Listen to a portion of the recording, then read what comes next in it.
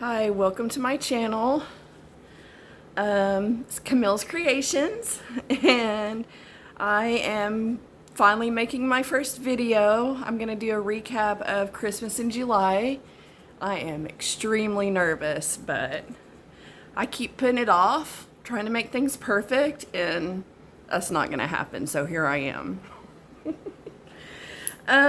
So I joined the challenge from Lori, the armchair chef, to do Christmas in July. We had to make 5. Well, at first I thought we had to make 4, but then we had to make 5, and then 5. She put up these tutorial lists, and you had to pick one from each. And then you also had to do a tote bag, the Hippy Dippy tote. And then I think you're entered into a contest for something, but I don't know. But either way, it was fun because I tried some new stuff. So the first thing that I did was this country star ornament, and I really liked this one. Although I think that I should have done it in a solid color. I think it would look better. I did this one. This is cotton. And then I did this one in, I'm not sure what this is, hemp and acrylic. I didn't like it as much. But this one really shows the stitches. And I think if I did those in some white, solid white and green, I would really like it, and maybe put a little bell on the top. So that pattern was the Country Star Ornament crochet pattern by Sarah Sack Crochet Designs. I hope I'm saying that right. So then the next thing that I crocheted was the Granny Shell Stitch Christmas Tree by Jada and Stitches, and I went a little crazy with that one. So I did this in regular acrylic, and I really like them. I think it would make a cute garland. So then I was like, oh, let's see what happens if I make it with fuzzy fabric. Not so pretty. You can't really see the stitches very well. I like this sparkly fabric, but I don't think I'll be making more with that kind of fabric. And then I was like, what would happen if I make it with scrubby fabric? It's nice and sparkly, but I don't think I'll be making more of those. And then I made it with a braided sparkle cording. Of course, I didn't put my ends in. Oh well. I really like this. I like the texture of it, and I think it would hold well, like as an ornament, a Christmas tree ornament, or if you wanted to use it as a gift tag for Christmas tree presents. Yes, I'm nervous. If you wanted to use it as gift tags for Christmas gifts, I think that would be cute. I also think it would be great in cotton, all cotton, like solid cotton. I think maybe cotton might be one of my favorite yarns to work with. So anyway, so that was done. Then I made this. See, did I say who that was from? Granny Shell Stitch by Christmas Tree by Jada and Stitches. I think I did say that. So then I did crochet a candy cane by Yarnspirations. I think it's Michael with the Crochet Crowd that was giving the instructions. All these tutorials were very well done, easy to follow. I did not like this thing. That's why I didn't finish it. Like, you're supposed to hang a loop around here so it hangs on a Christmas tree, but it's pretty, but I don't like how floppy it is. I don't want to hang that on my tree. But I wanted to learn how have the thing curl around on itself, so it wasn't a total loss because I got to learn how to do that, and I think it's kind of cool. But no, I won't do that. I won't do that for an ornament again. Okay, so then I made the Snowflake Dishcloth pattern by Creative Grandma. You can see that in the background. I really like snowflakes, so that was one of my favorite tutorials to do. And then, as I was working on my Hippy Dippy cowl, I decided to put it on the front, so that's why it's on here. So, the Hippy Dippy cowl, that was by Dee's Creative Hands Crochet, and it was a really easy tutorial. I mean, I guess it was a tutorial.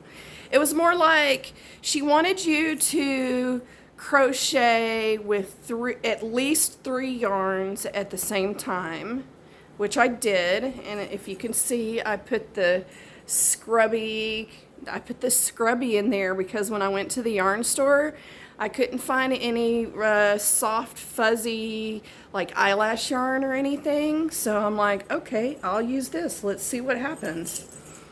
And I like the way it looks. It's not the softest thing, but it'll work. And I put this fur yarn at the top. And then I made these little bells. And that's just like a chain stitch, and I wrapped it around the top. I really like this tote, and my husband says this is the most favorite thing that I've made so far. He really likes this tote too. My grandson likes this tote. He thought I made it for him, but he also thinks everything I make is for him. Even the crop tops I've made, he's like, is that for me? No, no. You're not going to wear that. Anyway, so this is the piece I'm most proud of. I got to be very creative with it. I worked on it over several days, and yeah, I like this. I like these kind of challenges. I need to find more of them. Oh, I did an I-cord for the handles, and I just used the same yarn obviously for that. So then I submitted everything to Lori, and I thought I was done, but then I had saved everything to a playlist so that I could easily access them, and then if I made something from the challenge, I made a short out of it and put it on a playlist too. Well, I had oversaved, so then I started making this bag, and I can't remember who it's from. I want to say that it's Jada and Stitch's bag, but it could be Sarah Sachs. I don't know. I'll put all that in. I'll put the information for everything in the description anyway, so you can find it there. But it's one of the two. So I made this gift bag, but I think it's more like a tote, a little mini tote. It holds my tablet when it's done, and but I ran out of yarn when I was making it, so I've made another trip to the yarn store, and I think that I'm going to put this Christmas tree on the front of it. So that challenge really got me to try a lot of things. I tried the 3 yarns together. I tried the different yarns that I normally wouldn't try, like the velvety yarn. Even though it was a fail, I don't mind stitching with this. It's really soft on the hands. I tried the scrubby yarn, which I don't want to crochet with this kind of stuff anymore. I might crochet until it's gone, because My girls really liked the scrubbiness of it, so I think they might want to use it. So I'll power through to finish that skein up, but then I'm not going to use this kind of yarn again. And I got creative in making the bells. I don't know what you call this. What do you call this, babe? Anyway, this is like completely made up. I've never made a tote bag like this size before. I've made bigger ones, but I've never made one like this in this method, because it was just one long piece that I crocheted and then folded on itself. Never done that before. I've made I-cords before as keychains, but I've never used them as a handle, and I really like how strong they are on the tote bag.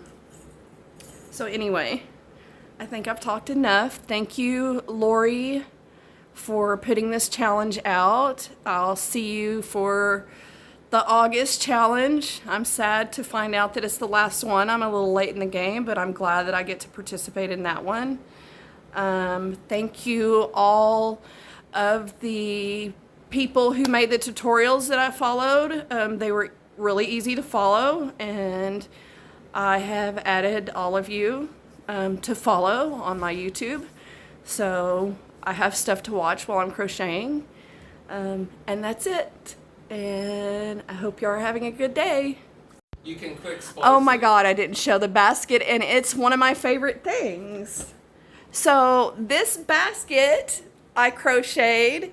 It was How to Crochet the Festive Holiday Bells Basket by Fiberflux. Mine's not holiday exactly. I mean, green, cream. Ooh, I love those colors. I love this fabric. I do this every time I see the basket, every time I pick up the basket. So this is what I made from that tutorial from Fiberflux. And I really like this basket. I like that it holds my yarn real well. I like how soft it is. I love the yarn that I found to make this out of.